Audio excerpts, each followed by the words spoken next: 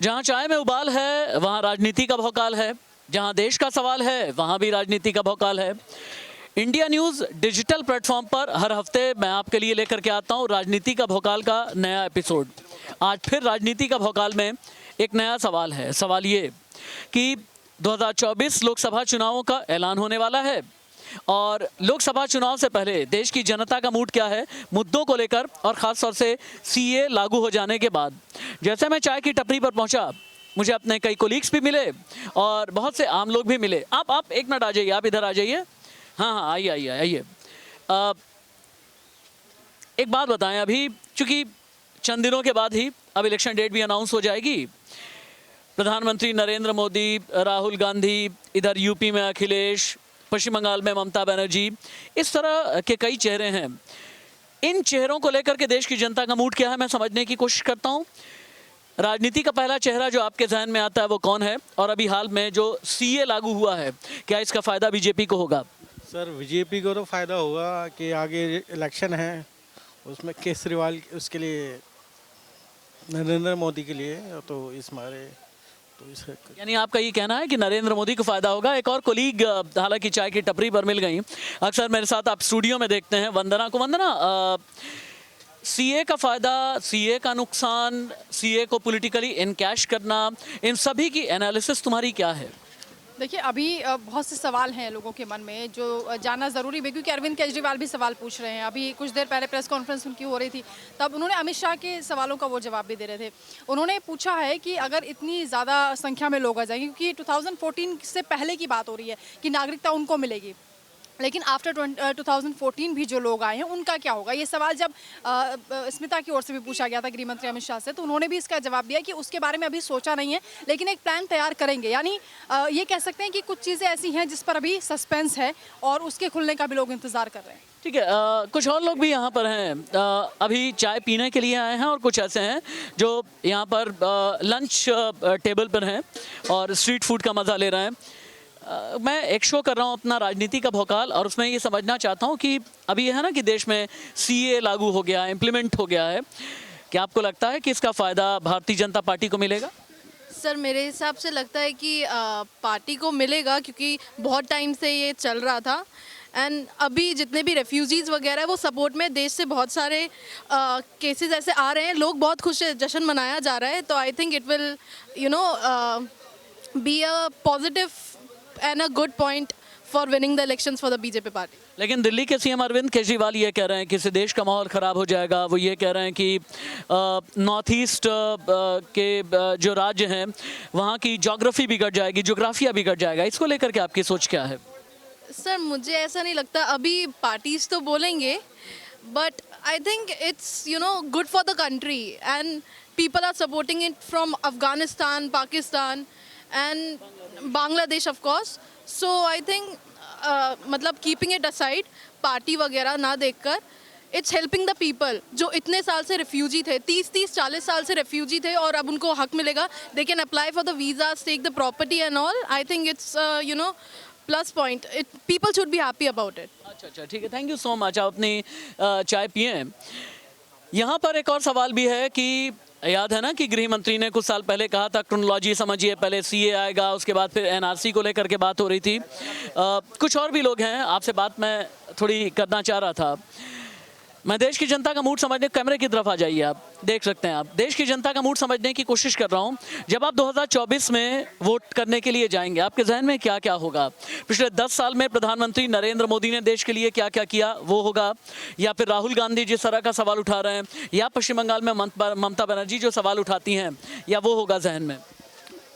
सारी बातें होंगी, मतलब जनता तो सभी देखेगी उम्मीदवार कैसा है, और जो पहले रह चुके हैं सत्ता में, उन्होंने क्या क्या काम किया है, यही सब चीज़ें हैं। लोग तो इन्हीं को देख के वोट करेगी। और जो आपकी पसंद कौन है? मोदी। आपकी पसंद मोदी है। राहुल क्यों नहीं पसंद है? पहली चीज़ तो वो सही से बोल ही नहीं पाते हैं, तो जनता तो यही देखेगी ना कि आप क्या बोल रहे हो, क्या कर रहे हो। आप बात ही नहीं कर पा रहे हो जनता से अच्छे से, तो आप करोगे क्या फिर? एक बात और भी बता दें, आप ये सीए के बारे में सुना है आपने? जी। इससे किसका फ़ायदा होगा?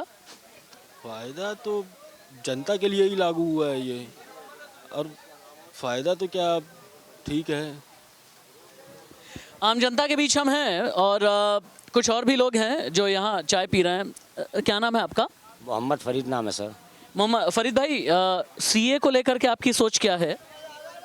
सर क्या बता कुछ पॉलिटिशियन ये कह रहे हैं, अच्छा कुछ पॉलिटिशियन ये कह रहे हैं कि भाई इससे मुसलमानों को खतरा हो जाएगा। फरीद भाई, आपको भी लगता है? सर हो भी सकता है ऐसा। अच्छा, ये आपको लगता है, ये आपकी एक सोच है। कुछ और भी लोग हैं मेरे साथ में। मैं आपसे बात कर सकता हूँ क्या? चाय पीते हुए आपसे बात कर सकता हूँ? आइए थोड़ा कैमरे की तरफ देख लें। अच्छा ठीक है। कुछ और भी मेरे ख्याल से बडिंग जर्नलिस्ट हैं और मेरे कोलीग्स भी हैं। आ जाइए एक बार आप। ये सीए को लेकर के एक भ्रम फैलाया जा रहा है कि भाई सीए अगर आया तो देश के मुसलमानों के लिए खतरा पैदा हो जाएगा, लेकिन अमित शाह ने कहा कि सीए आ गया है, इस पर वापसी नहीं होगी, लेकिन सीए को एनआरसी के साथ में आप ना जोड़ें।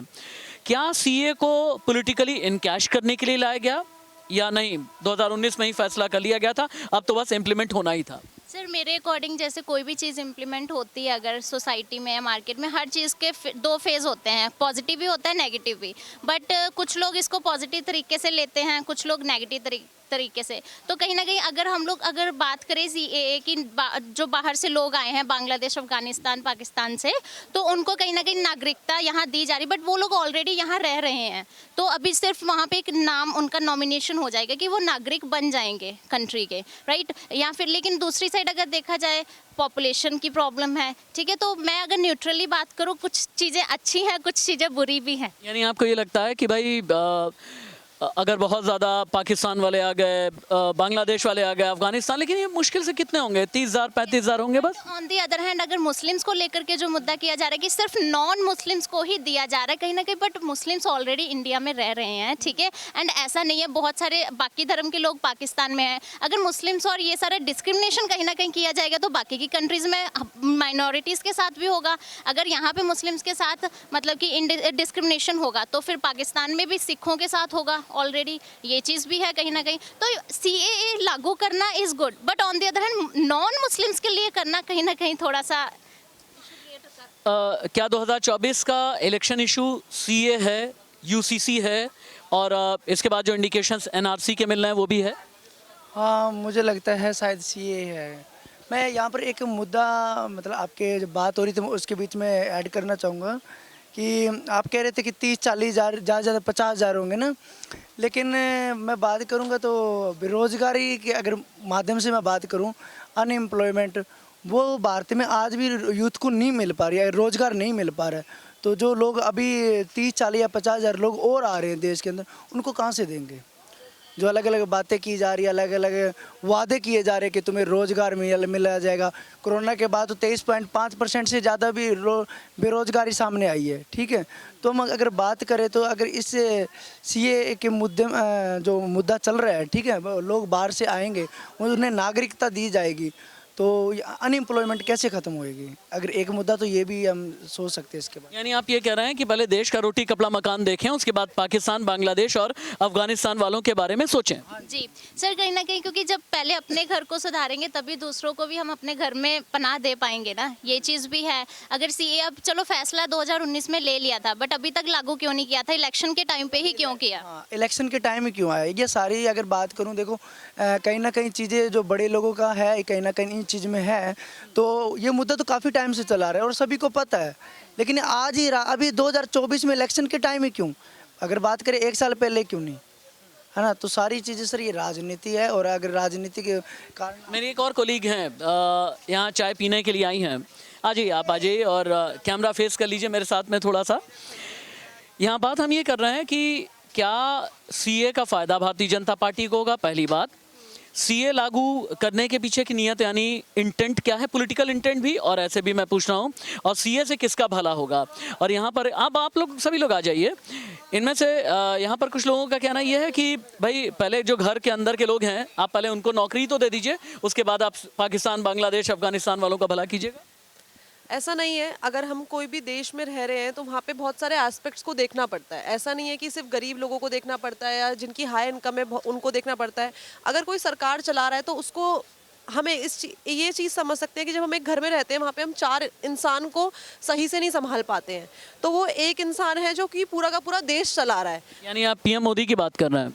जी, हम उनकी ही बात कर रहे हैं, और वो सरकार जो है वो पूरा का पूरा देश चला रही है, तो वहाँ पे बहुत सारे एस्पेक्ट्स होते हैं जो कई लोग समझ नहीं पाते हैं। हाँ, ये ज़रूरी है कि हर किसी को नौकरी मिलना ज़रूरी है, क्योंकि रोज़मर्रा हमारा उससे ही चलता है, लेकिन अगर हम पास्ट का रेशियो देखें, नौकरी भी मिली है और उसके साथ साथ जो इनकम है उसमें भी कहीं ना कहीं काफ़ी ज़्यादा इजाफा हुआ है, और काम धीरे धीरे करके चल रहा है, और आई होप कि सारे के सारे सेक्टर्स में ये बढ़ोतरी हमें देखने को मिलेगी। अब आप बताएं, यहाँ इनका ये कहना है कि भाई एक अकेले प्रधानमंत्री मोदी ने भारत के लिए भी किया, पाकिस्तान के रिफ्यूजीज़ के लिए या पाकिस्तान से आए हुए जो जुल्म ज़्यादती जिन पर हुई, उन माइनॉरिटीज़ पाकिस्तान, अफगानिस्तान, बांग्लादेश, सबकी फ़िक्र कर रहे हैं। वो फ़िक्र आपको दिख नहीं रही है, और अनएम्प्लॉयमेंट का जिक्र आप कर रहे हैं। हाँ जी, मैं बात करूँगा अगर हाँ जी प्रधानमंत्री मोदी जी की, तो मैं उनके बारे में कोई गलत नहीं कह रहा, ठीक है।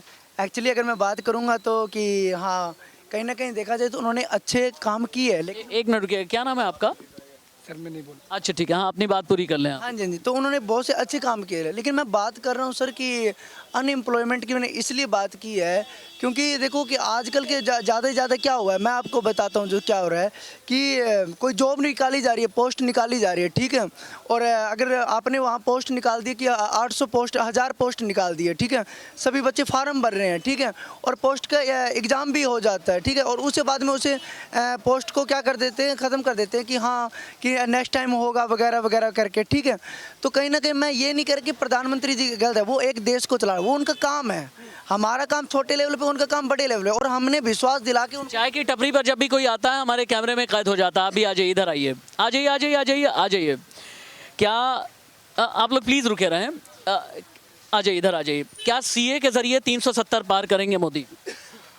देखिए, सीए एक अलग पहलू है, सीए पे अलग मुद्दा चल रहा है, लेकिन बाकी और भी चीज़ें हैं। सिर्फ सीए के जरिए हम ये नहीं कह सकते कि हम बीजेपी 370 सीटें पार कर जाएंगी, क्योंकि जो अभी जो फिलहाल देश का माहौल है उसके लिए उनको डेवलपमेंट के ऊपर भी फोकस करना पड़ेगा, रोज़गार के ऊपर भी फोकस करना पड़ेगा, और बहुत सारी ऐसी तमाम चीज़ें हैं जिन पे फोकस करने के बाद वो चीज़ें हैं तब आप। लेकिन मैम कहती हैं कि एक अकेला सब पे फोकस तो कर रहा है, एक अकेला सभी पे भारी।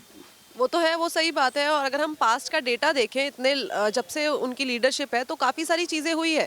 और जो हम बात कर रहे हैं कि दूसरे कंट्रीज़ के साथ रिलेशनशिप वो बनाना बहुत ज़रूरी है। अगर हम एक परिवार में रहते हैं तो अगर मेरी मम्मी से नहीं बनती, पापा से नहीं बनती, तो मैं नहीं रह सकती उस घर के अंदर, लेकिन अगर मुझे उस घर में रहना है तो मुझे सबसे बना के। यानी सीए के जरिए पीएम मोदी जो, हाँ हाँ जी बोले। मेरा एक पॉइंट, जैसे कि मैम ने बोला कि दूसरे रिलेशंस के कंट्रीज़ के साथ रिलेशन बनाना जरूरी है। अगर हम देखें, अफगानिस्तान, बांग्लादेश और पाकिस्तान तीनों ज़्यादातर मुस्लिम कंट्रीज़ हैं।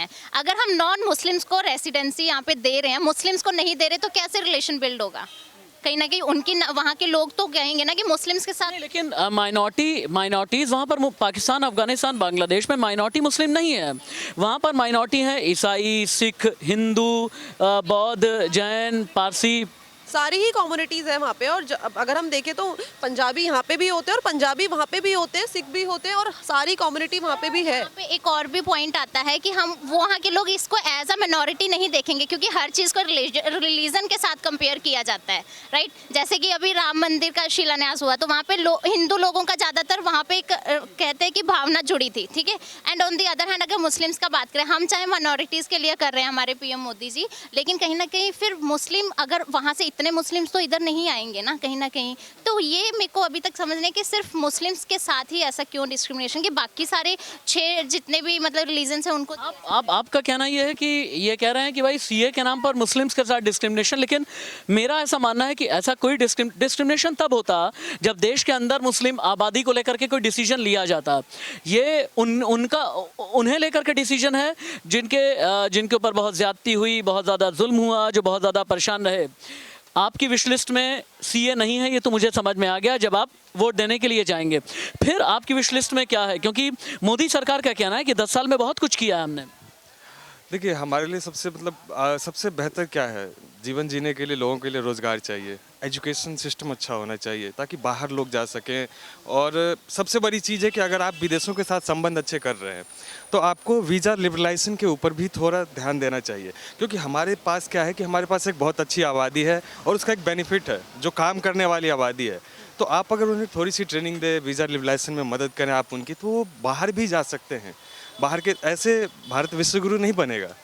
भारत विश्वगुरु तभी बनेगा जब हम इन चीज़ों को सारी चीज़ों को कंबाइन करते हुए एक देश में एक माहौल पैदा करें, देश के लोग बाहर भी जाएं, वहाँ से भी करें, तो हमारे जीडीपी तो कंट्रीब्यूशन चलेगा ही देश का, साथ ही साथ जीएनपी में भी कंट्रीब्यूशन आएगा उस चीज़। Very good. जी जी, एक मिनट, क्या इन्हें कोई रिबट करना चाहता है? आप रिबट करना चाहती हैं? हाँ, अगर बात हो रही है कि बाहर भेजना है, और ये बात हो रही है अभी रिसेंटली जब हम पीएम मोदी का हमने इंटरव्यू देखा था, वो ऋषि सुनक जी से मिले थे, तो वहाँ पे भी वो एक डील करके आए थे कि इतना परसेंटेज अब बाहर जाएगा। अभी रिसेंटली इजराइल में बात हुई थी, तो इजराइल में एम्प्लॉयमेंट रेशियो, एम्प्लॉय जो पर्सन है वो कम है, उनको लेबर चाहिए होता है, तो इंडिया से ही वो लेबर गया था और उसका जो मेन जगह है वो यूपी है। यूपी से काफ़ी ज़्यादा भर्ती हुई थी और बहुत सारे लोग गए थे, और ये ऐसा नहीं कि आज ही चल रहा है, और ये धीरे धीरे करके जहाँ जहाँ मीटिंग होती है, जहाँ जहाँ डील होती है, वहाँ से कोई ना कोई एक ये कह रहे हैं कि भाई पीएम मोदी तो ब्रिटेन भी जाते हैं, पीएम मोदी यूएस के साथ में बहुत अच्छा रिलेशन रखते हैं, पीएम मोदी की वजह से हमारी फॉरेन पॉलिसी बहुत मजबूत हो गई, फ्रांस के साथ में, इजराइल के साथ में, ब्रिटेन के साथ में, अमेरिका के साथ में, यूरोपियन कंट्रीज़ के साथ में, इनका ये कहना है। लेकिन आपको दिख ही नहीं रहा है। नहीं, मैंने ये तो नहीं बोला कि मुझे नहीं दिखा, जाहिर सी बात है। देखिए डिप्लोमेसी अच्छी हुई है, हमारे इंटरनेशनल रिलेशंस में बहुत सुधार हुआ है, लेकिन इन चीज़ों को आप और भी चीज़ों से कनेक्ट करिए, रोज़गार से आप बहुत तरीके से कनेक्ट करिए। हाँ जी, मैं सर एक बात कह रहा हूँ, जैसे सर ने बोला ना कि हम एक चीज़ को देख के नहीं कि डिसाइड कर सकते ना, ये तो डाउट ही नहीं है कि मोदी जी के आने के बाद हमारे रिलेशन कितने अच्छे हुए, बहुत अच्छे हुए, मैं तो सभी को कहता हूँ। लेकिन एक वो कहते हैं ना सर, समंदर को बाहर से देख के पता नहीं लगा सकते, उसकी गहराई तक जाना ज़रूरी है। तो हमारे देश की गहराई क्या है? हमारे देश के ताजमहल वगैरह ये चीज़ें गहराई नहीं है, हमारी जनता है, ठीक है। भारत के अंदर कौन पावरफुल है? जनता है सर। तो जनता के बीच में पता लगाना ज़रूरी है। अगर मैं बात करूँ आज राहुल गांधी जी की, मैं किसी पार्टी को समर्थन नहीं दे रहा, लेकिन बात करता हूँ राहुल गांधी जी की। राहुल गांधी जी ने अगर ये काम पहले कर लिया होता तो आज उनकी सरकार भी होती, लेकिन आज वो ग्राउंड लेवल पे जाके जनता से जब मिल रहे हैं, बातचीत कर रहे हैं, ठीक है, लोगों की पीड़ा पता कर रहे हैं कि उनको किस चीज़ की ज़रूरत है। तो आज भी अगर बात करें सर, ज़्यादातर यूथ को किस चीज़ की ज़रूरत है? यानी राहुल गांधी जो हैं आपके हिसाब से लोगों की पीड़ा समझ रहे हैं और बीजेपी वाले नहीं समझते? मैं तो कोई कमेंट ही नहीं करना चाहूँ। नहीं, राहुल गांधी पे कुछ कमेंट तो बनता है।